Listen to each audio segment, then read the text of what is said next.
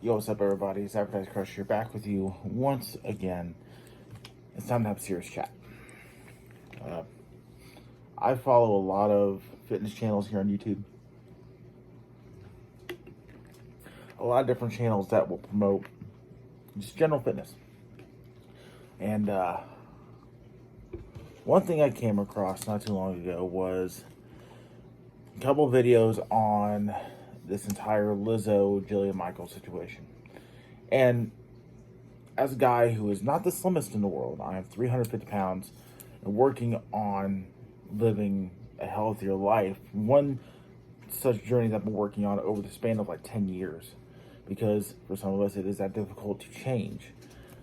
I have a couple things to say. So those of you who don't know about the situation, there was a situation where Jillian Michaels was on a TV show and they mentioned Lizzo and how she's being great for body acceptance and whatnot. And Jillian Michaels was like, well, it's not going to be so accepting when she's got diabetes in 5 years or anything like that. And of course, the internet went boom. Here's the truth, ladies and gentlemen. This is one thing that so many people of my weight do not want to admit. This entire fat acceptance movement, this entire movement of healthy in any size, this entire thing of, just let people be and all this. First things first. This should be at the beginning of anybody's video if they're talking on the subject. This is not a matter of respect. This isn't. If someone's just going to go on your channel or go on your Instagram page or say blah, blah, blah, just call you a fat fuck and just basically treat you with disrespect, that's different than what we're trying to do. Massively different.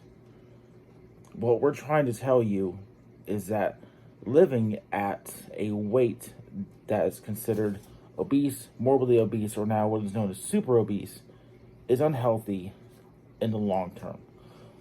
This entire metabolically healthy in any size, that's a lie, by the way.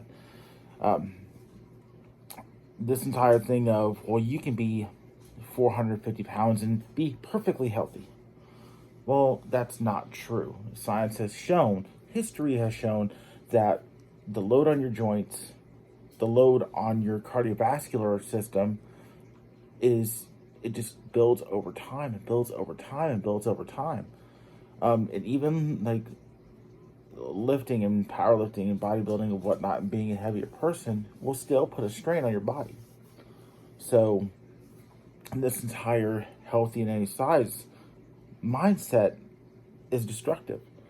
Self-destructive, because in the end, you're still going to have, a risk of diabetes, a risk of heart attack and stroke, a risk of so many different things, higher risks of cancer.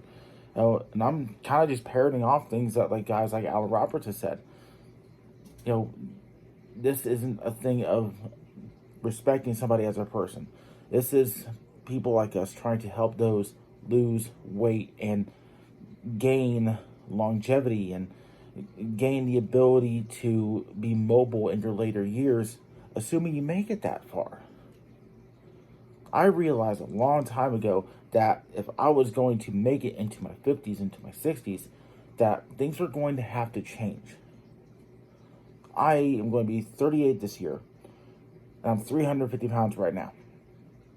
At 350 pounds and living the healthier lifestyle that I have, which what I do is a little bit different than most people. Most people will end up just going on like a really heavy diet and dropping a whole bunch of weight and then maybe building back up some muscle. I kind of do both. I have taken the longest route possible. I lift to be strong because in most of my work-based positions, I have to be strong. I've had to deadlift 200-pound trampolines. I've had to move 150, 200, 250-pound treadmills in my past. So I had to be strong to support that lifestyle of working in that type of an area. So I had to make sure that I was able to do that and lifting and protein shakes, and that lifestyle is something that I'm now accustomed to, and something that I'm also even trying to pare back a little bit as I try to lose more weight. But people will say, well, you could just let people go. I mean, you could be 350, 370 pounds and just be healthy no matter what. That's not necessarily true. Not necessarily true at all. So the mentality of, just let people be and they'll be fine. No, you're not going to be fine. You're definitely not going to be fine when you're on kidney dialysis. You're not going to be fine when you're taking shots of insulin every day. These are things that have been proven and are scientifically known. The ignorance of fact does not absolve you. The ignorance of fact does not eliminate the fact that these things do exist and things will happen if you don't take action. And someone just pointing out that you shouldn't just be throwing the fat acceptance movement out there as a decoy to be angry and to be offended. Throwing these things out there helps nobody. It turns people into super defensive. It turns people into aggressors in a situation. And truth be told, the only thing you're going to do by saying, oh, well, they'll be fine, is you're just delaying the inevitable. Or enhancing the ability for the inevitable to happen if you let things go. So, get your shit straight, ladies and gentlemen.